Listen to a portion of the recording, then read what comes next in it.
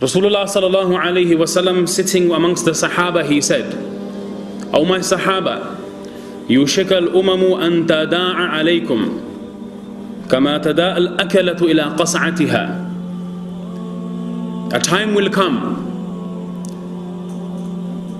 where how you one another, you call yourselves, call each other to a plate, to a banquet.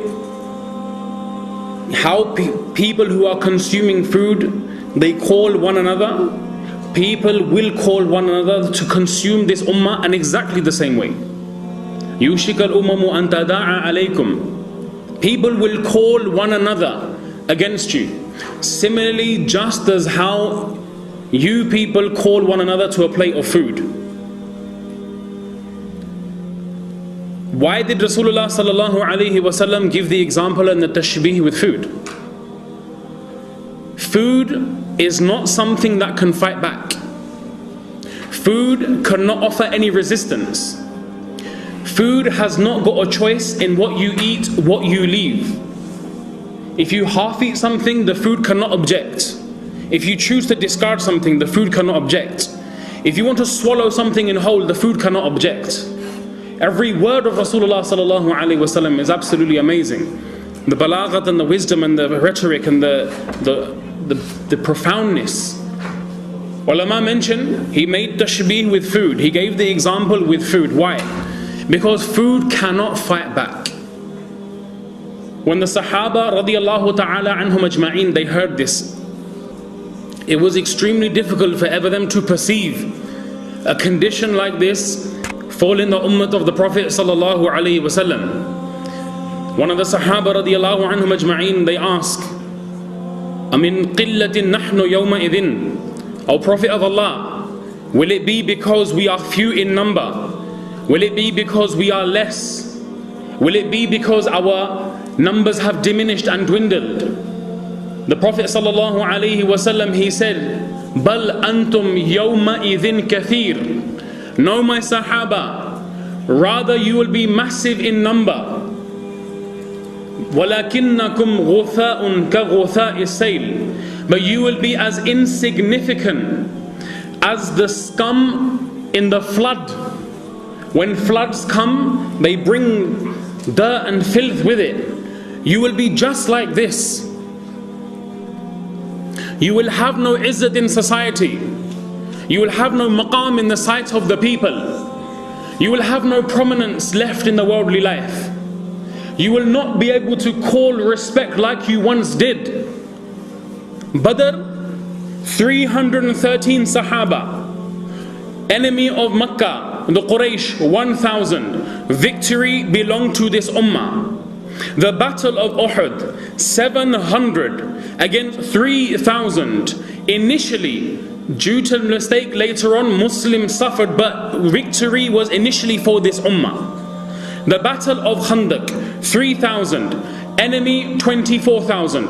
Victory belonged to this ummah. The battle of Sham, enemy Muslims 1,000. Enemy of that time 100,000. Victory still belonged to this ummah. The battle of Muta, Muslim 3,000. Enemy Byzantine Qaba'il of Arab 200,000. By the qasam of Allah, victory still belonged to this ummah. Amin qillatin nahnu yawma idhin. Are we going to be less in number? Bal antum yawma idhin kathir. You'll be in multitudes. You'll have many people. You'll be insignificant. You won't have no haysiyat in this world. You won't have no value left. Prophet sallallahu alaihi wasallam, he mentions the reason why. Allah Ta'ala will take out from the hearts of your enemies any fear for you, any izzat and any khawf.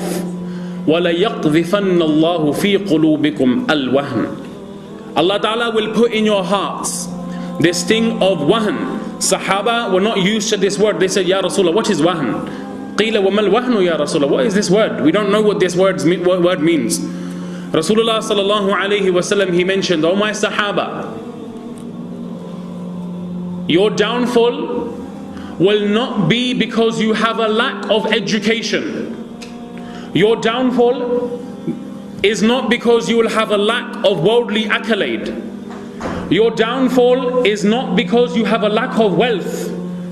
Your downfall is not because you don't have access to natural resources.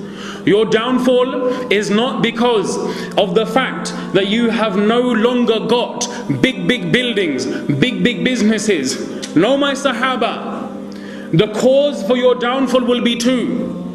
You will become too attached to this worldly life, and you will be afraid to leave this worldly life and meet Allah subhanahu wa ta'ala. Hubbud dunya wa karahiyatul maut. You will be too involved in the worldly life, and you will fear the time of death and meeting Allah.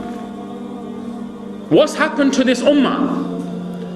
We want to sit, we want to think of the reasons. Everyone will have their own theory. Everyone will come up with their own plan. How to make the ummah back to normal. If you do this, this will happen. If you do that, that will happen. Sahaba radiallahu anhum ajma'in, they understood deen. They were the true heroes of Islam. They were the true people who were the flag bearers of Islam. They held the standard of La ilaha illallah and Muhammadur Rasulullah. We are no longer that ummah of izzah. We are no longer that ummah that has any prominence left in the world. Our downfall will not be a lack of education or weaponry or money or business. Yes, these things will be needed in their respective place. But the solution to the problems which we face and to the halat and conditions which we are faced with, Allah's qasam, Allah gave to the Prophet Muhammad sallallahu alaihi wasallam. Whether you live in Cardiff, whether you live in Bradford, whether you live in Birmingham, whether you live in America, whether you live in Canada, South America, Asia, Morocco, Saudi Arabia, North Pole, South Pole, East and West, by the qasam of Allah, that Allah who controls my life in His hands, the solution to our problems and the solution to our halat and conditions, by the qasam of Allah, Allah has kept only and solely in the deen of Allah and nothing else.